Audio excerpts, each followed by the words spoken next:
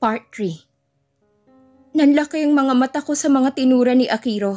Alam ko na isang araw ay maghaharap kami ni Aldrich, pero hindi ko inaasahan na mas magiging madali pala ang pagkikita na yon, lalo na't bahagi siya ng committee. Ang committee ay binubuo ng mga prinsipe at prinsesa na nakalinya para sa trono sa kani-kanilang kaharian. At dahil ako ang muli na nagbalik na prinsesa, nangangahulugan lamang yon ng pagiging bahagi ko ng komite. Sorry, Tash. Though I was really hoping that you would return, I know for a fact that you wouldn't. Kaya hindi ko na naisipan pa na sabihin ito sa'yo. Nakakaramdam tuloy ako ng inis ngayon kay Akiro. Sana man lang isa to sa mga una na nabanggit niya sa akin nang magkita kami.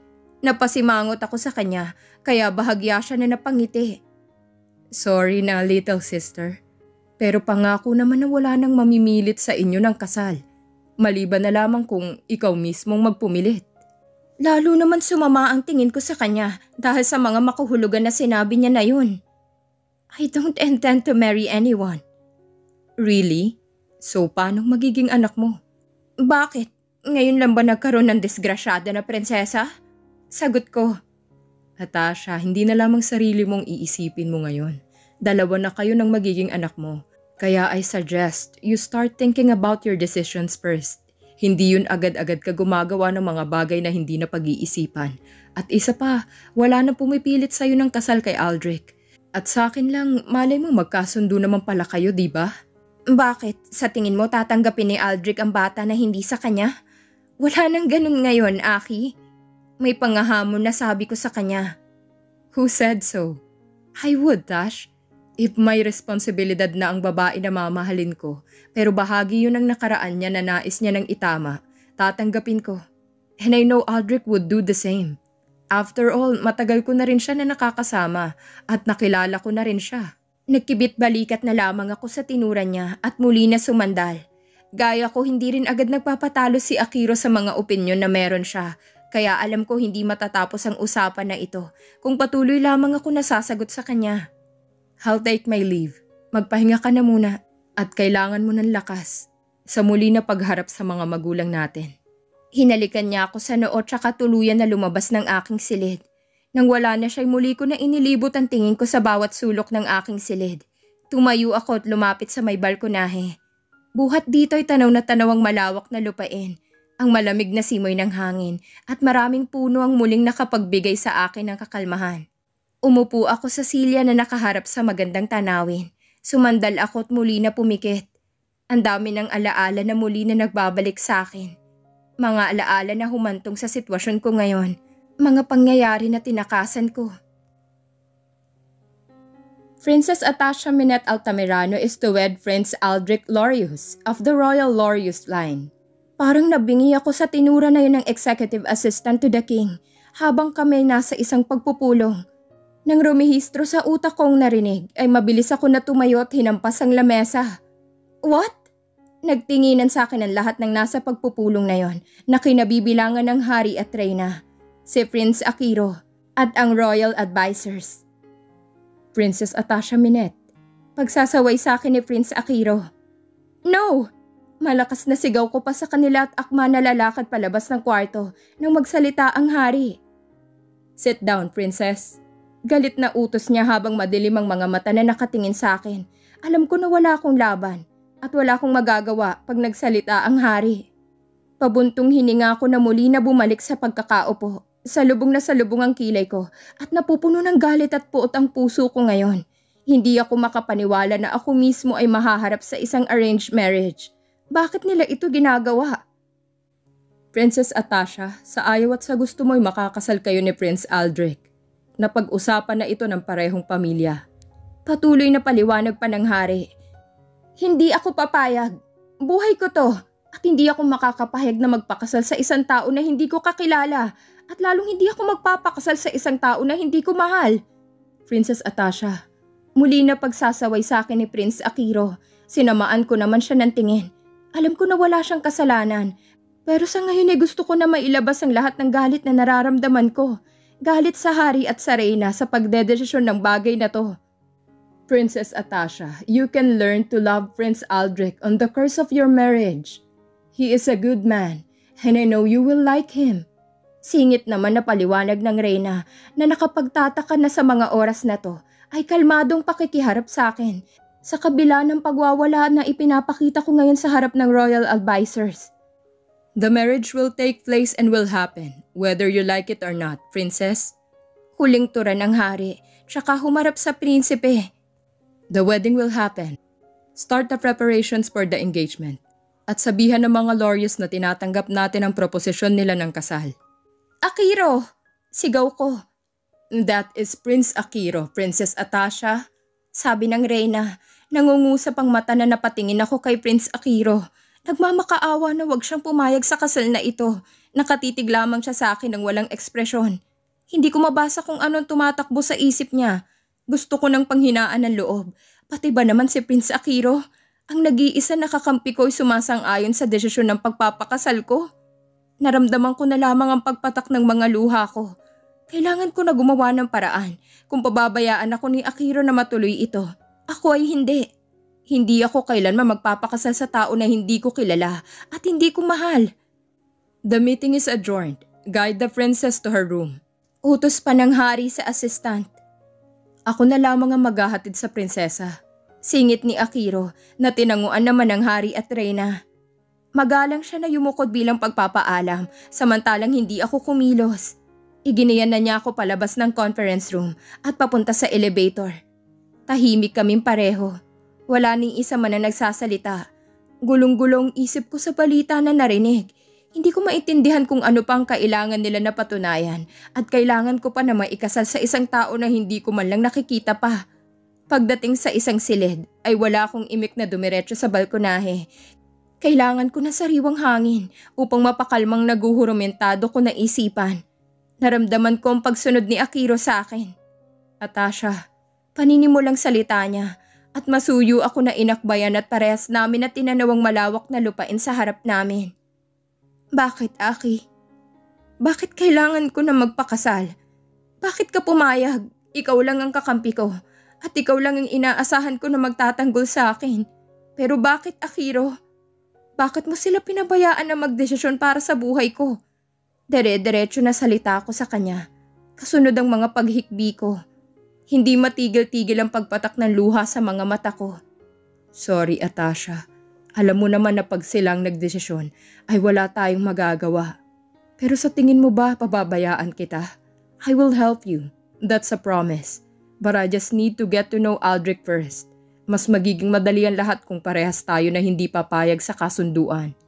Kaya please, Atasha, huwag ka munang gumawa ng bagay na mas lalo na makakagulo sa sitwasyon. Help me, Akiro. Ayoko na magpakasal. Ikaw lang ang nakakaintindi sa akin kaya please, Aki. Pagmamakaawa ko pa. Sobrang bigat ng nararamdaman ko ngayon at walang makakaibsan nito maliban kung sasabihin nila na hindi itutuloy ang kasunduan ng kasal. Ilang araw matapos ang pulong na yon ay naganap ang simpleng engagement party sa pagitan ng mga Altamirano at Lorius. At sa unang pagkakataon, nagkita at nagkakilala kami ni Prince Aldrich Lorius, ang lalaki na nakatakda ko na pakasalan. Gwapo siya at matipuno. Kung ibang babae lamang sigurong itatakda na ikasal sa kanya ay walang magiging reklamo. Ang itsura niyang mga habulin ng babae, ngunit sa kabila nito ay hindi ko magawa na matuwa at kiligin man lang. Isa lang ang nasa isip ko, ang gumawa ng plano kung paano matatakbuhan ang kasal na ito. Hindi ako maaari na ikasal sa tao na hindi ko mahal.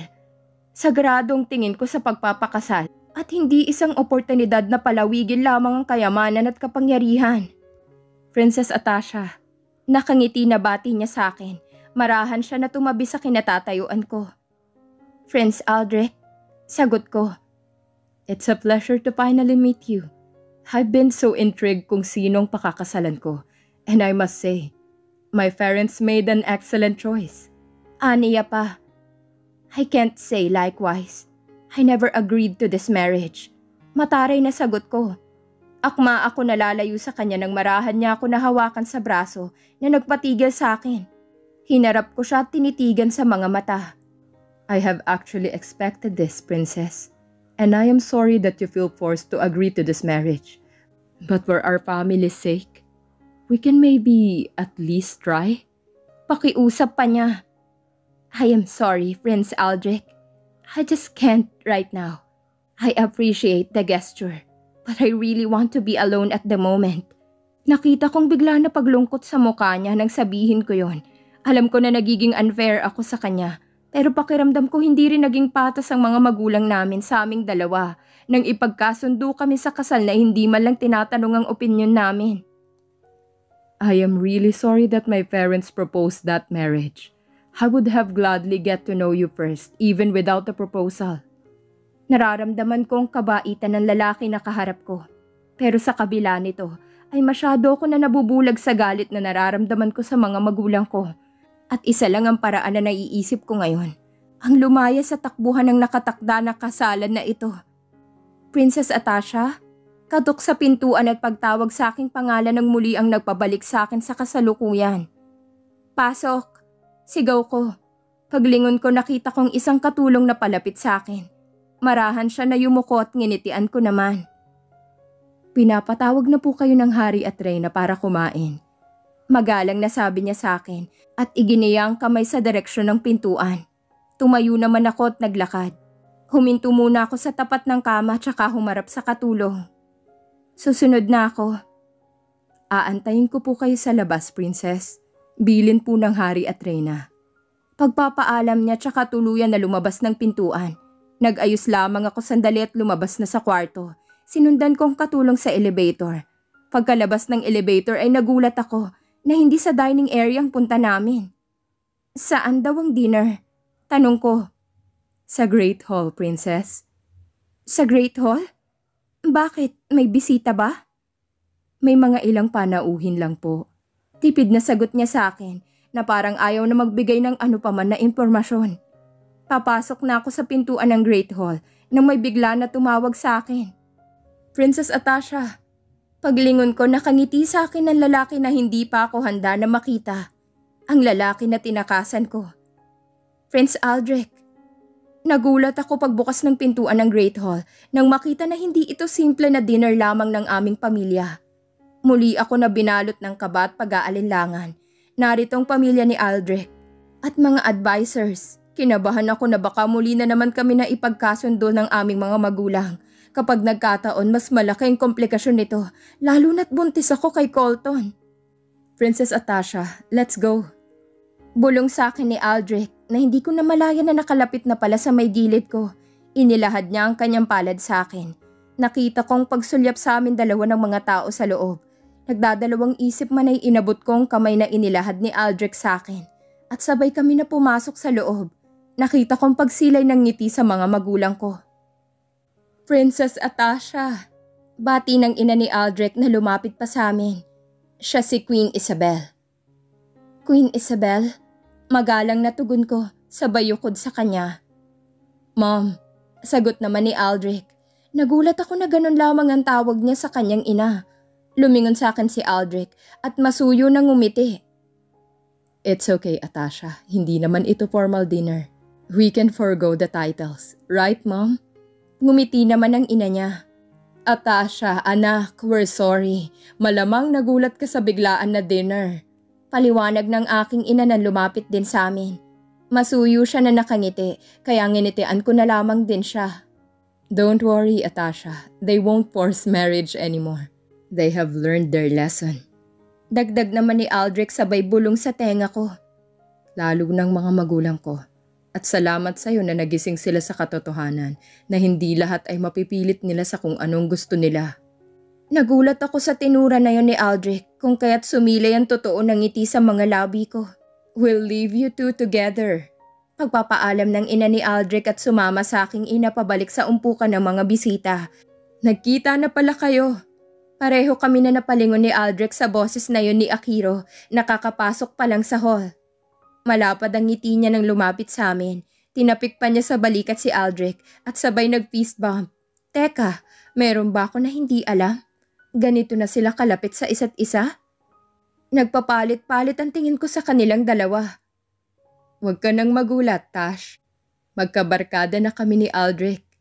Pagsagot naman ni Akiro sa mga katanungan sa isip ko. Napatingin naman ako kay Aldrich para bigyang kumpirmasyon ng sinabi ng kapatid ko. Tumango naman siya sa akin at parang nahihiya na sumagot habang napahawak pa sa batok niya. Si Akiro kasi ang nakakita sa akin. Napataas ang kilay ko dahil hindi ko maintindihan ang sinasabi niya. Nakakita? Nawala ba siya? Oo, ako ang nakakita sa kanya na lasing at umiiyak sa bar matapos namin na ihatid ang balita sa kanila na umalis ka na. Kung kaya't hindi na matutuloy ang kasal. Lalo na nanlaki ang mata ko sa narinig ko kay Akiro. Ano raw? Magsasalita sana ako, ngunit walang salita na lumabas sa bibig ko.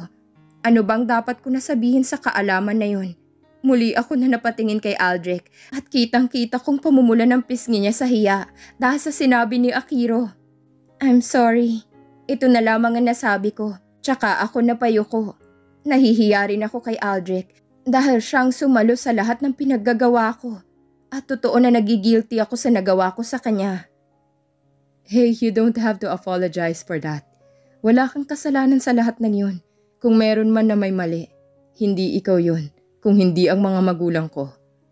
They have been at fault for proposing that marriage in the first place. And I apologize for that. Sincero na sabi pa niya sa akin. Siguro naman ay pwede na kayo pareho na mag-move forward, di ba? Tapos nang bahagi na yun ng buhay nyo. So start anew, lalo ka na, little sister. Sabi naman ni Akiro. Sabay kami na napangiti ni Aldrich sa tinura ni Akiro. Tama siya. Sa pagbabalik ko rito ay isang pagkakataon para magsimula muli. Maaari na nagkamali ako at nadapa. Pero ngayon ay binibigyan ako ng pagkakataon na muli na bumangon at itama ang mga pagkakamali ko na yon. Naging masaya ang buong dinner. Hindi ito naging formal at tight. At sa unang pagkakataon masasabi ko na na-enjoy ko ang gabi na to. Para lamang kaming normal na magpapamilya at magkakaibigan na nagkakasiyahan. Kasalukuyan ako na nakatanaw sa may balkonahe. Lumabas ako upang makalanghap ng sariwang hangin at mag-isip. Laking pasasalamat ko rin na hindi na rin muli pa na naungkat ang mga bagay sa nakaraan. At masaya ako na sa kabila ng ginawa ko na pagtakas sa kasunduan na yon ay nanatili na magkakaibigan at magkakasangga ang pamilya namin at nina Aldrich. Atasha, are you okay? Napalingon ako sa pagsasalita ni Akiro. Buong gabi talaga siya na nakaalalay sa akin kasama si Aldrich. Tumango naman ako. Yes, Aki. Perfectly okay. What are you thinking? Tanong niya. It just makes me wonder how can I still be so lucky despite of everything. Lahat ng kinatatakutan ko na senaryo sa utak ko sa muli na pagbabalik ko ay kaibahan sa mga nangyari. Masaya ako, Akiro. Sobrang saya ko na sa kabila ng ginawa ko ay hindi nagtanim ng galit at sama ng loob ang mga magulang ni Aldrich. To be honest, galit na galit talaga sila nang malaman nila. Si Aldrich lang ang gumawa ng paraan para ayusin ang lahat. Napatingin ako kay Akiro sa sinabi niya. Bakit yun gagawin ni Aldrich? Nang gabi na makita ko si Aldrich na lasing sa bar, naisip ko na kailangan ko siyang tulungan dahil parte ako ng dahilan na yun. Dahil akong tumulong sa'yo na makatakas. Pero hindi ko pinagsisisihan na tinulungan kita, Tash. Na-guilty lang ako na makita si Aldrich na ganun. Tama si Akiro. Dahil hanggang ngayon ay dala kong guilt dahil sa desisyon na yon. Guilt sa ginawa ko kay Aldrich. I think, Atasha, he may have really liked you the first time he met you. And those few days he spent with you bago ang pag-alis mo. Inamin niya sa akin na nag-expect siya na pwede na magbago ang lahat kung mabibigyan lamang kayo ng pagkakataon na makilala ang isa't isa. Kumabog ang puso ko sa naririnig kay Akiro. Hindi ako makapaniwala ng isang lalaki na hindi ako kilala ay handa na magpakasal sa akin at kilalanin ako sa kabila ng isang kasunduan lamang ito. Lalo tuloy ako na napaisip. Umalis ako upang takasan ng isang kasunduan. Akala ko nakahanap ako ng totoo na pagmamahal kay Yulens. Dahil sa kabila ng kaalaman na wala akong yaman, ay tinanggap niya ako bilang ako. Ngunit ang lahat ng iyon ay isang pagkukunwari lamang. Dahil mas matimbang pa rin ang pera at kapangyarihan. Pero kung hindi ako umalis, hindi rin kami magkakakilala ni Colton. At lalo na hindi darating ang buhay na ito sa sinapupunan ko. Napahawak ako bigla sa tiyan ko at marahan ko na hinimas. What happened in the Philippines, Atasha? And I want the truth. Ito na nga siguro ang tama na pagkakataon na sabihin kay Akiro ang lahat. Kailangan ko na magpakatotoo, kasabay ng pagbabagong simula ko.